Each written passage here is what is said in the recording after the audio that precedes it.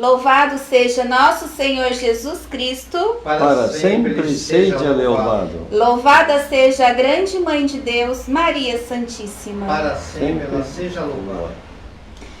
Somos os missionários leigos de Jesus Sacerdote, aqui da Diocese de Ourinhos. Eu sou a Sirlene do Luciano. E eu sou o Luciano da Sirlene. Estamos então na semana de oração pela santificação do clero.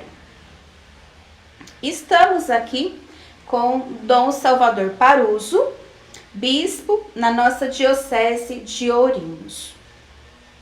Convidamos Dom Salvador para estar junto conosco nesta jornada de oração pela santificação do clero. E ele fará uma reflexão sobre o convite do Santo Padre, o Papa Francisco, a todo o povo de Deus para o Dia Mundial de Oração pelos Sacerdotes. Sua bênção, Dom Salvador. Toda abençoada. Amém. Amém.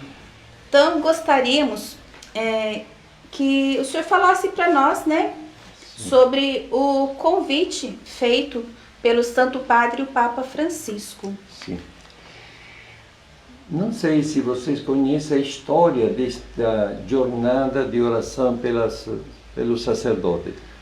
Quem iniciou foi o padre Mario Venturini, que dedicou sua vida e apostolado à santificação do clero e fundou em 1926 a Congregação de Jesus Sacerdote, que estão presentes aqui em Marília, em Barretos, em Osasco. E a oração pelos sacerdotes é uma necessidade, porque a missão do sacerdote é uma missão divina. É Jesus que disse aos seus apóstolos: não fostes vós que me escolhestes, eu vos escolhi. É uma escolha que vem do alto. E nós sabemos que os apóstolos, estando com Jesus, não é que conseguiram seguir Jesus sempre. Ao longo da caminhada, as tentações apareceram. E nós sabemos de Pedro que, diante do perigo de ser preso, ele disse que não conhecia Jesus. Renegou Jesus. Sabemos de Judas, que traiu Jesus, e o evangelista João fala que traiu por causa do dinheiro.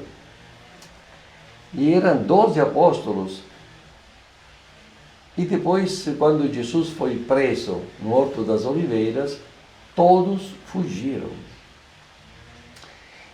E impressiona como Jesus escolheu 12 e acabou assim. Deus não escolheu os melhores e não continua escolhendo os melhores, os mais inteligentes, os mais preparados. Ele escolhe pessoas limitadas para que se manifeste a força do Espírito Santo. E depois de 2000 anos, a história é a mesma.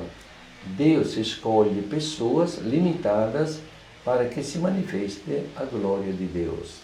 E por isso nós precisamos amparar os sacerdotes com a nossa oração.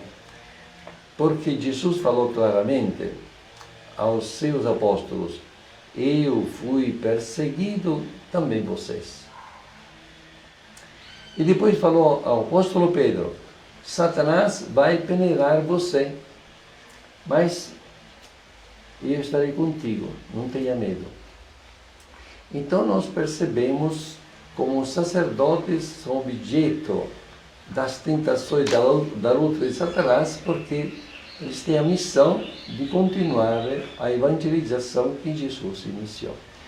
Então nós percebemos, especialmente ultimamente, neste período, como as defensões de sacerdotes, os erros dos sacerdotes, são tantos, porque a mídia coloca em relevo isso.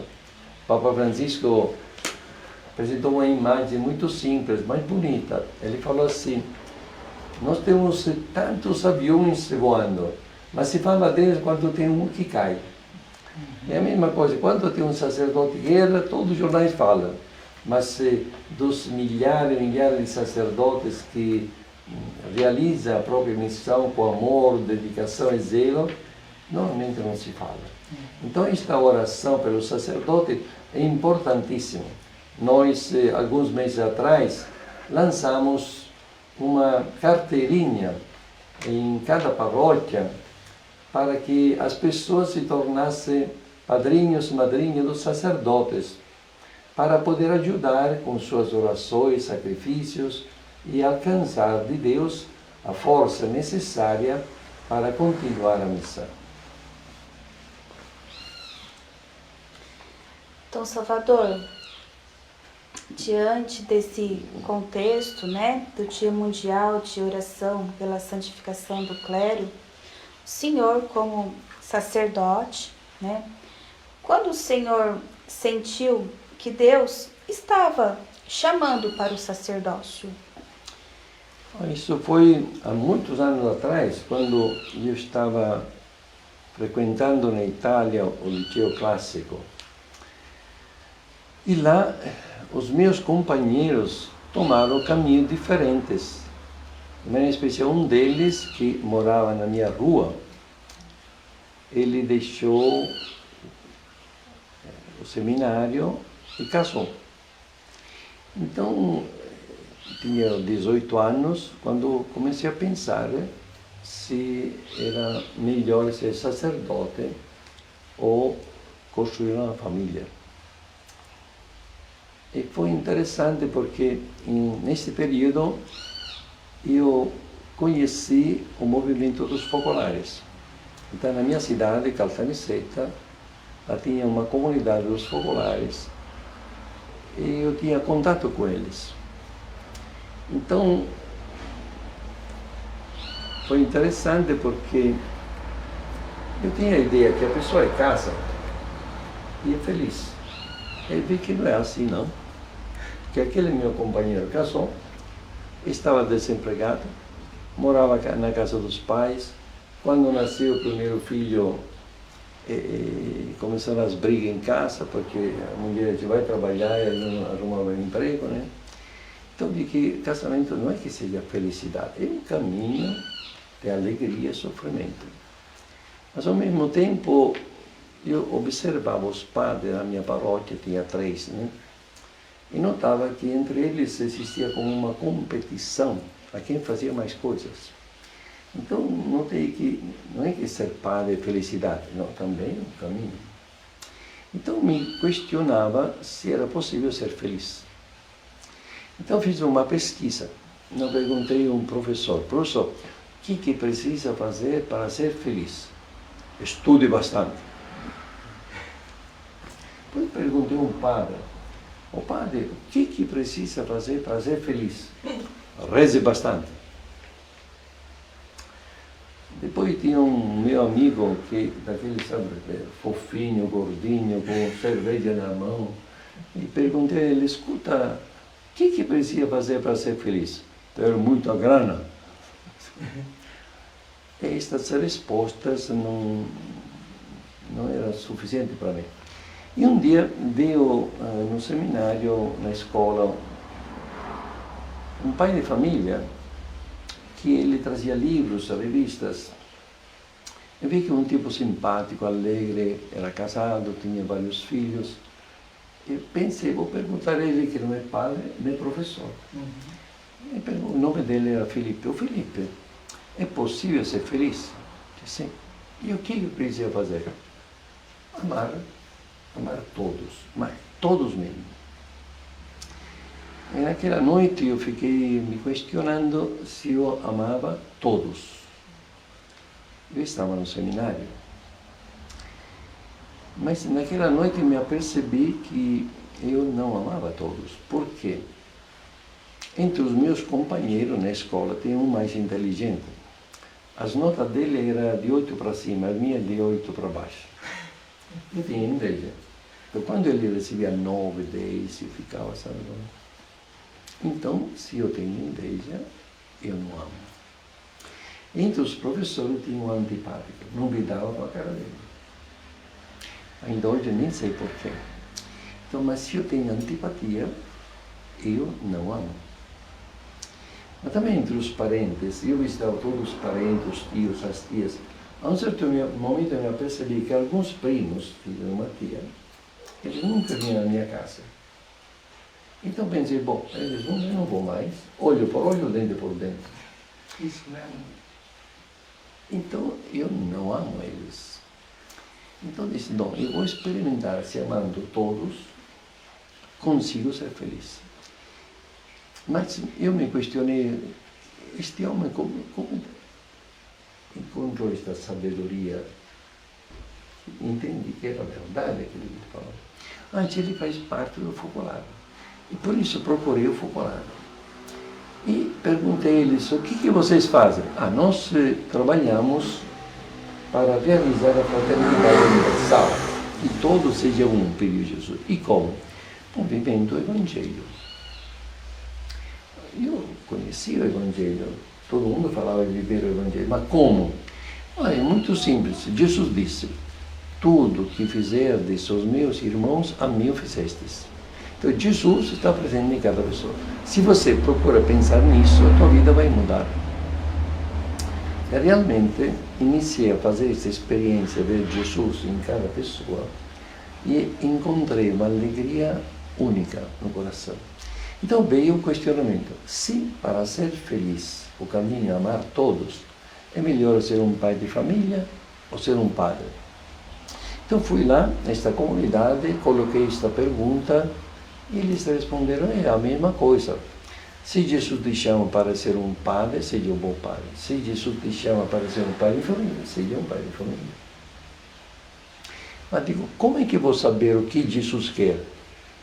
Mas se você não leu no Evangelho, Jesus disse, a quem me ama, eu me manifestarei. E ele é o caminho. Então, se você continuar amando, Jesus vai manifestar aquilo que ele quer. E assim, continuei nessa dinâmica de ver Jesus em cada pessoa, no pobre, no professor, e nos companheiros, nos parentes, tudo. E a alegria muito grande. Mas estava no final do ano, eu tinha de decidir. Eu pensei, como que Jesus vai se manifestar? Porque no Evangelho, o anjo do Senhor apareceu a Maria. O anjo do Senhor apareceu em sonho a José. 2 jovens de brancas vestes no sepulcro. Mas depois eu lembrei que Jesus disse, a minha palavra é espírito e vida. Então, eu estou esperando que ele me fale, mas no Evangelho já está a sua palavra. Então, eu vou abrir o Evangelho para ver o que ele quer. E depois de rezar, naquele dia, abri o Evangelho e me deparei com aquela página, quando Jesus, falando o apóstolo Pedro, pergunta, Simão, filho de João, tu me amas mais que os outros? E Pedro, que tinha renegado 3 vezes Jesus, ficou preocupado com essa pergunta, mas respondeu, sim, Senhor, tu sabes que eu te amo. E Jesus disse, apacenta as minhas ovelhas. Pela segunda vez, Jesus pergunta, Simão, filho de João, tu me amas mais? Naquele momento eu senti que Jesus me perguntava, Salvador, você entendeu que para ser feliz o caminho é amar todos? E você está pronto a amar-me mais? Eu gostaria assim. E ele me disse, apacenta as minhas ovelhas. Mas entendi que ser padre é um compromisso, amar mais. E disse o meu sim. Descobri a minha vocação. Uma grande felicidade no coração. Jesus quer que eu seja sacerdote para amar mais. Continuei os estudos e 29 de junho de 1969, há 51 anos atrás, fui ordenado padre. Mas este questionamento era sempre cotidiano. Você me ama mais? Incontrando um sacerdote xaveriano que vinda da Indonésia, contava a sua experiência, ele falou assim, quem deixa pai, mãe, irmão, irmãos, irmãs, casas, campos, filhos, por causa do meu nome, receberá 100 vezes mais neste mundo, irmãos, irmãs, casas, e a vida eterna. Então, este questionamento foi pessoal, no sentido, você me ama mais? Você está pronto a deixar a família, a sua terra? Não, sim, estou pronto. Então, fui ter com o meu bispo, pedindo de ser missionário. E o bispo me perguntou quantos anos tem. Eu tinha 23. Há quanto tempo você para? Um mês. O que vai fazer nas missões? Você não tem experiência? Então você fica aqui. Era a vontade de Deus, porque Jesus disse aos apóstolos, quem vos ouve, a mim ouve. Então, a vontade de Deus, porque um padre me dizia, olha, o importante não está na Itália, na África ou outro lugar. O importante é fazer a vontade de Deus. Depois, se Deus quer você missionário, como aconteceu com o profeta, vai pegar você pelos cabelos e vai levar onde ele quer. E assim aconteceu. Então, na Itália, eu fui transferido 4 vezes. Ia em todo onde precisava.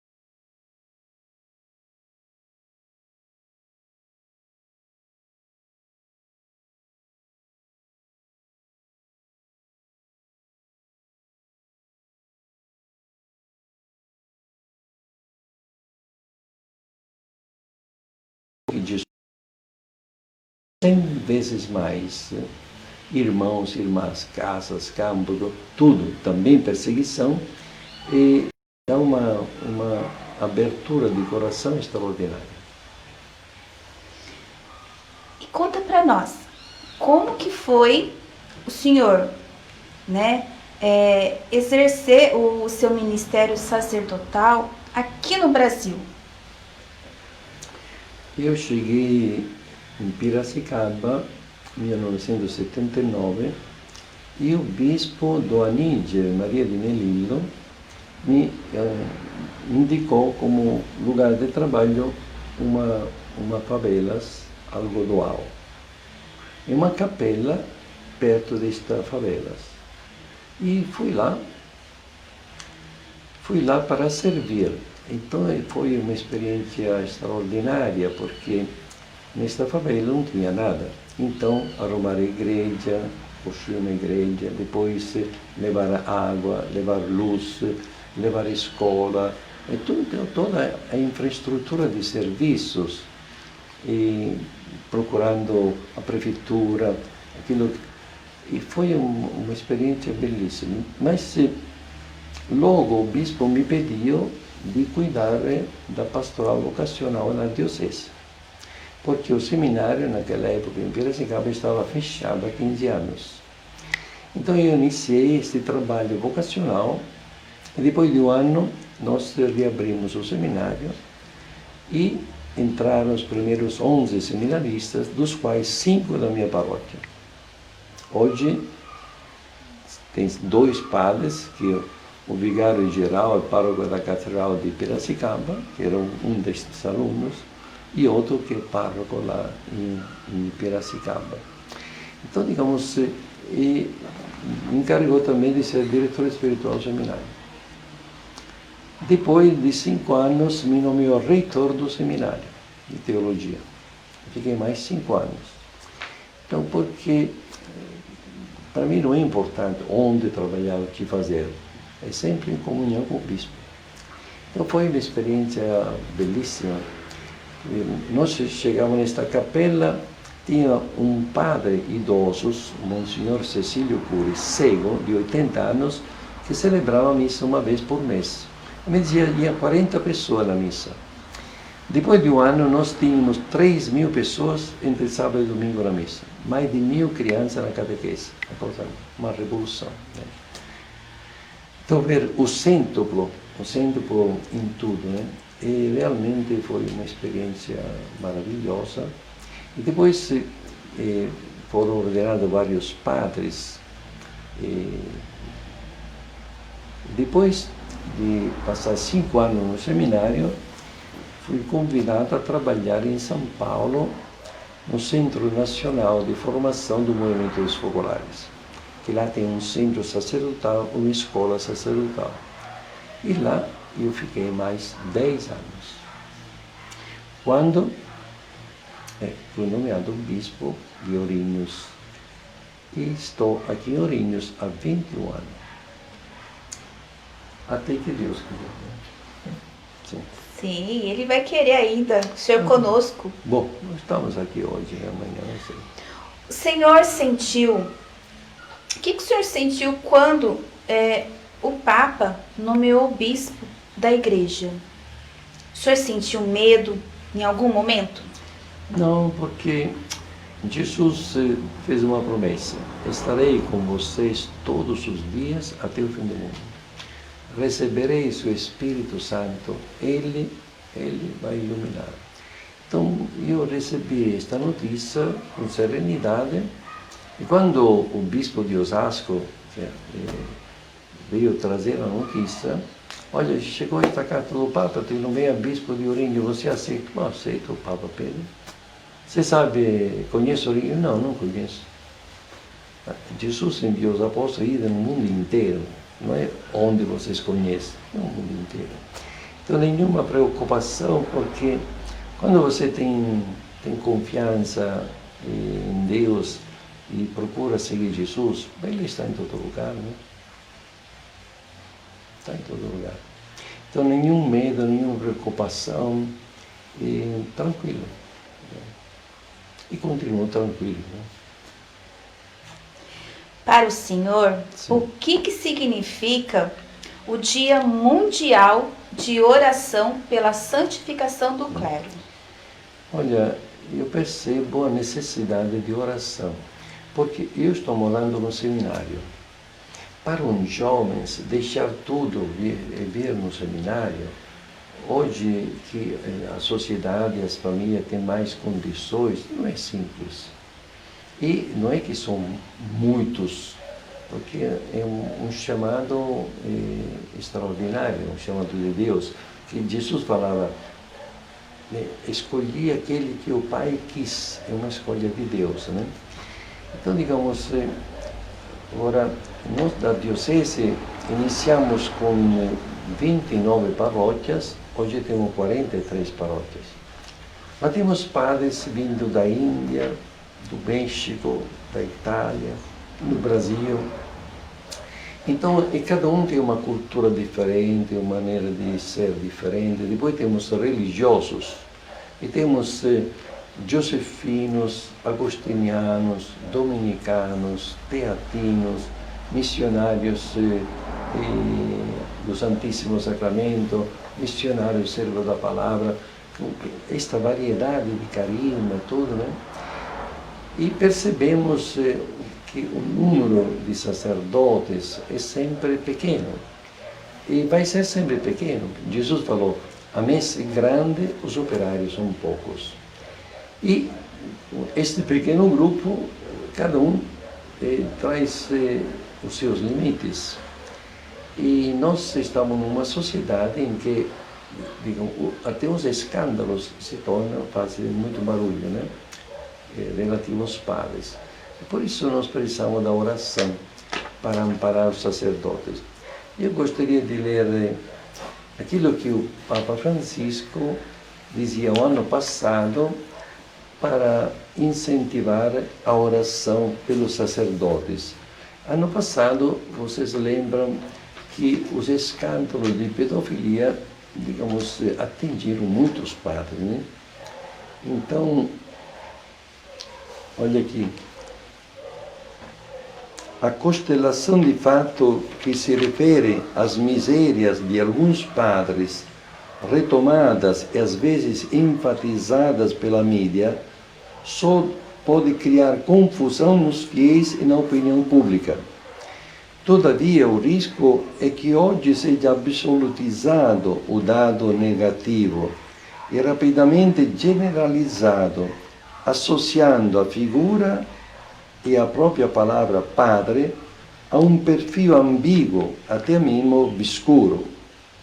Na realidade, porém, na igreja, a grande maioria dos sacerdotes trabalha oferecendo generosamente a própria vida, empregando as melhores energias para o anúncio do Evangelho e para o cuidado do povo de Deus, gastando-se ao lado de pessoas em dificuldades, aos jovens e aos idosos, os doentes, os pobres. E, digamos, nesta situação, nós percebemos agora com esta epidemia, pandemia, muitos se arriscam até o fim, oferecendo-se com humildade e alegria. Sabemos na Itália, mais de 120 padres morreram por coronavírus, aqui no Brasil, 20 padres. Sacerdote próximo, disposto a trabalhar duro por todos. Demos graça pelo seu exemplo e seu testemunho. São padres que trabalham diariamente no silêncio, às vezes na incompreensão, ou chamado a enfrentar a solidão, e com a aparente infrutuosidade de seu ministério. Esse sacerdote tem necessidade de proximidade, de escuta, de acompanhamento. Certamente por parte do bispo, do próprio presbitério, das comunidades cristãs e das famílias. Então, digamos, este é um momento especial, a oração é importante, mas importante é esta proximidade. E achei interessante algumas indicações que o Papa, no ano passado, deu para manifestar esta proximidade aos sacerdotes. Né? Há tantas sugestões, diversos conselhos a serem seguidos para enfrentar os erros e os escândalos. Gostaria de dizer que o primeiro antídoto deveria ser aquele de fazer com que nossos padres se sentissem amados, de viver com afeto e discrição as suas solidões, de não julgá-lo de forma implacável, de não fazer com que se sinta sob pressão, exigindo que sejam quase como máquinas distribuidoras de serviços sagrados. Sobretudo, querer a eles um bem sincero. A eles devemos mostrar gratidão e apoio. A primeira maneira de fazer isso, provavelmente, é amar-nos com simplicidade e ternura. A este respeito, inaugurando uma grande estrutura terapêutica,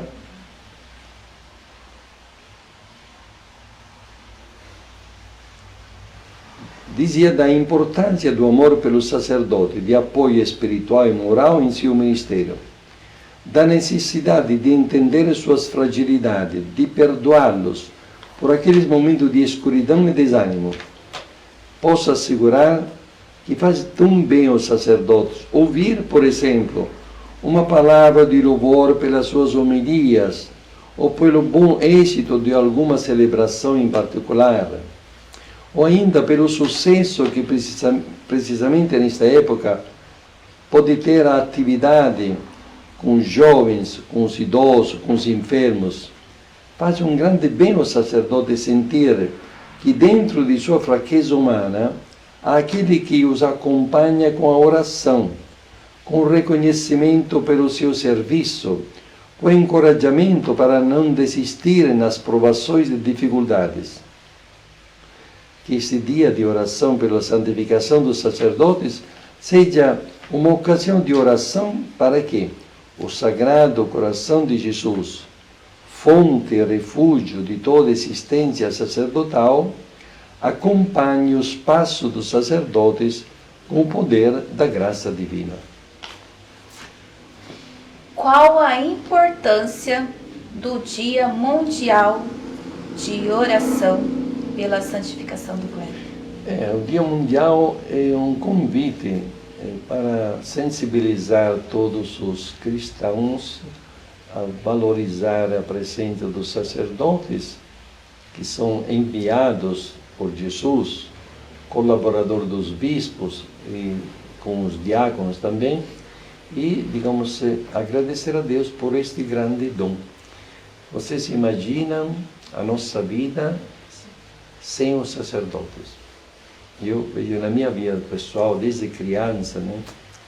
Eu sei quem foi o padre que me batizou, sei o padre que me deu a primeira comunhão, o bispo que me crismou, e depois na catequese que acompanharam.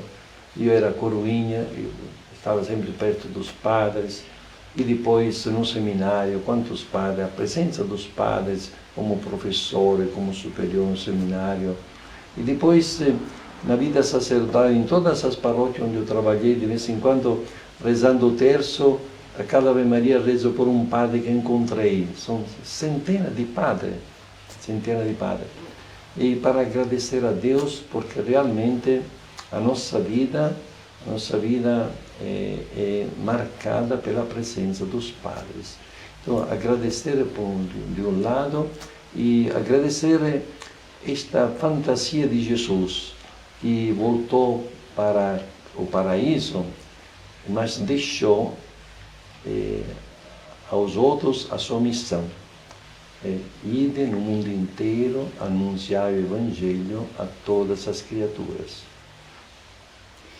Em sua experiência de vida sacerdotal e episcopal, a oração do povo de Deus é importante para o seu dia a dia? Certamente, quando durante a missa se fala pelo Papa Francisco, pelo Bispo Dom Salvador, por que colocaram nas preces eucarísticas? É porque sem oração é como um carro que não tem gasolina. A oração alimenta na caminhada, porque nós lidamos com coisas divinas. Para concluir, defina para nós o que é ser sacerdote. Já falei, sacerdote é um compromisso nas pegadas de Jesus a amar mais. É aquilo que Jesus pediu a Pedro. Simão de João, tu me amas mais?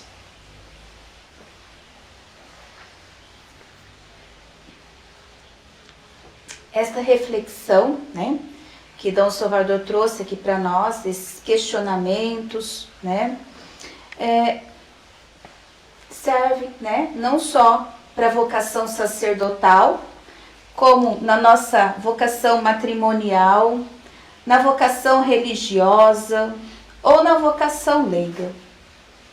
Pelo batismo, nós nos tornamos sacerdote, profeta e rei. Então é muito importante, né, para a nossa vida cristã, para a nossa caminhada cristã, termos a consciência do nosso sacerdócio batismal.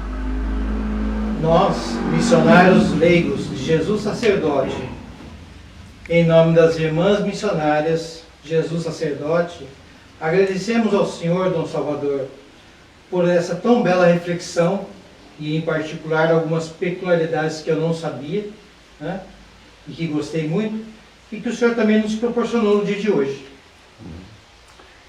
Eu agradeço também a vossa disponibilidade em acompanhar os sacerdotes e